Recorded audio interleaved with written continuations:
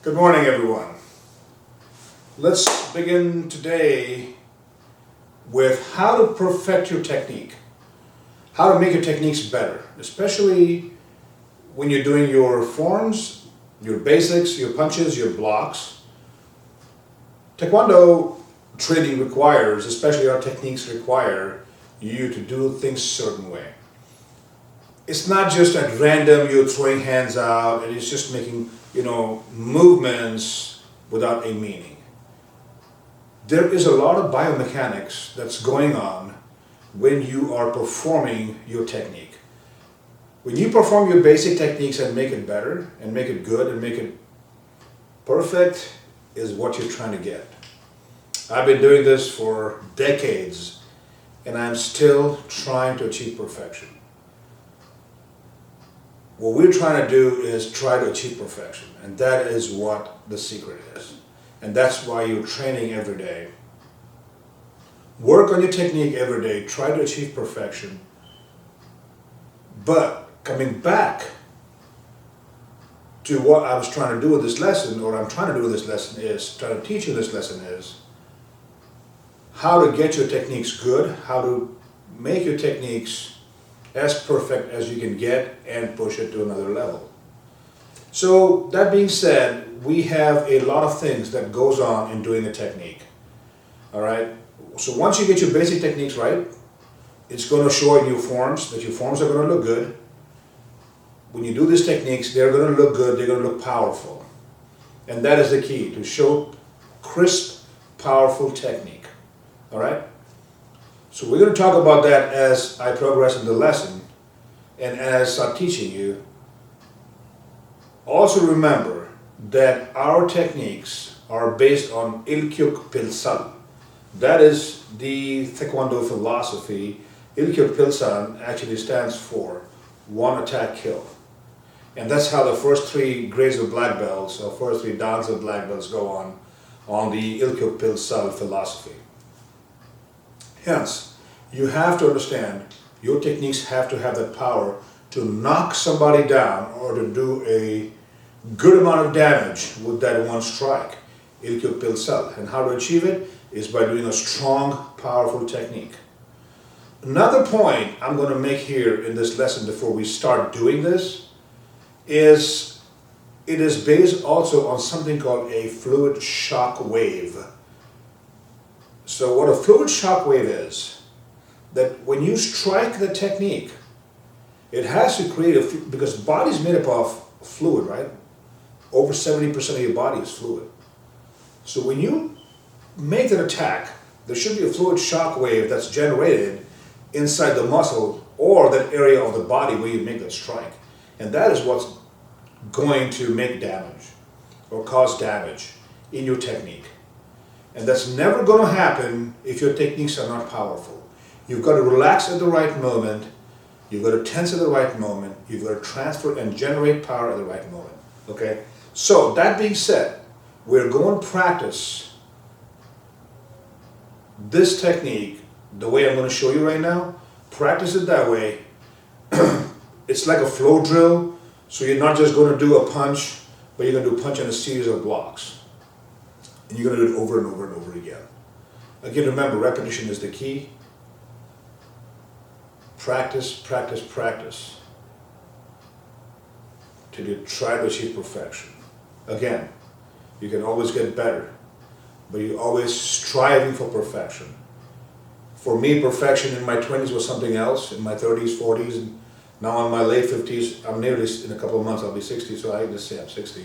For now, perfection is something else because there's a lot of stuff in my body that's happening that never happened before. So for me, again, achieving that perfection of technique is a whole different story. So with that being said, let's get into the lesson. All right. So with all that being said, remember there are several aspects that go into make your technique good, strong, powerful, clean, crisp, and good looking. All right? Let's start that out, practicing that out first with a riding stance. So I want everybody to go to riding stance. a nice solid riding stance. Get down, equal weight on both knees, both legs. My knees hurt, so that's the very first thing that comes to my mind, knees. Make sure your chest is out. Breathing is an important part of this whole exercise, okay? So remember, make a good fist, and your body has to be relaxed. You can't move like a robot.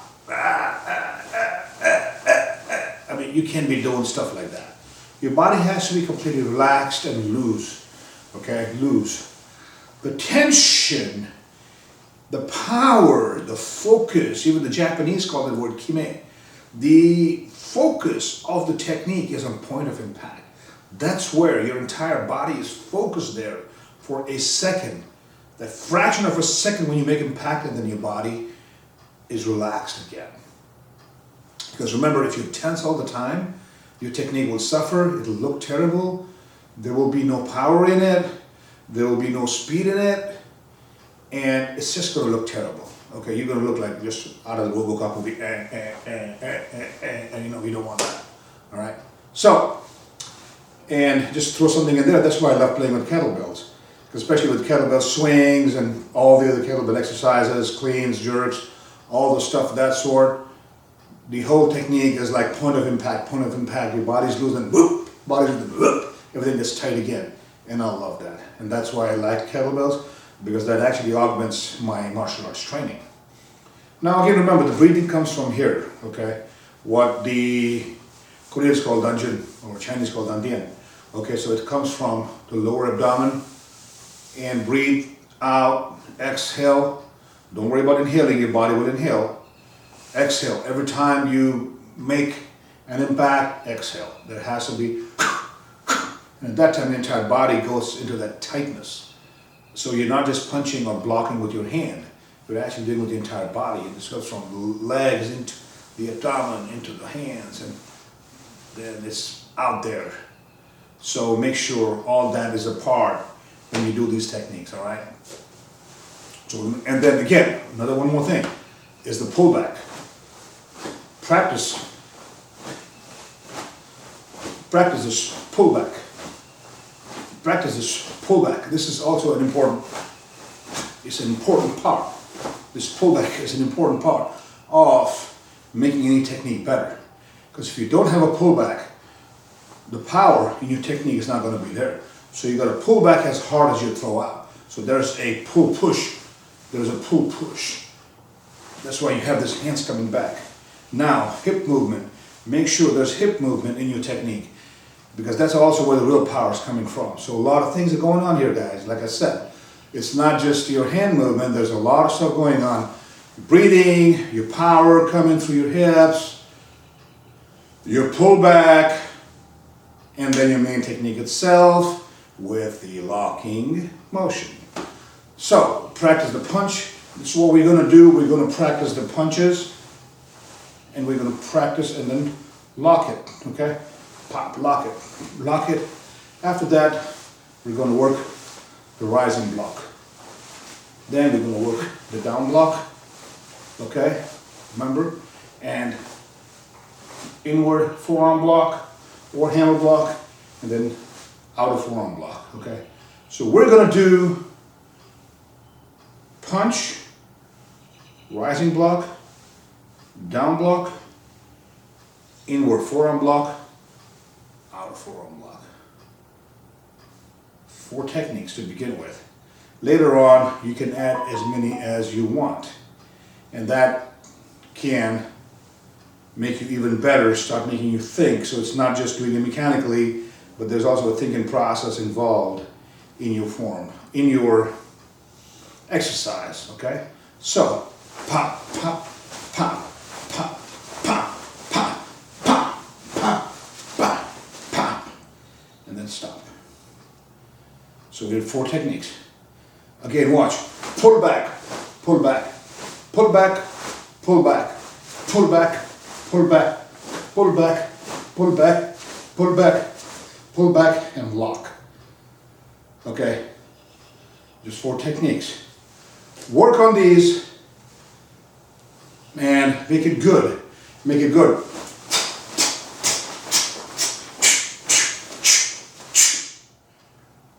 And and stop. And then start all over again. Build it up slowly, work with strength, breathing, hip movement, all those aspects I spoke about, put them all together.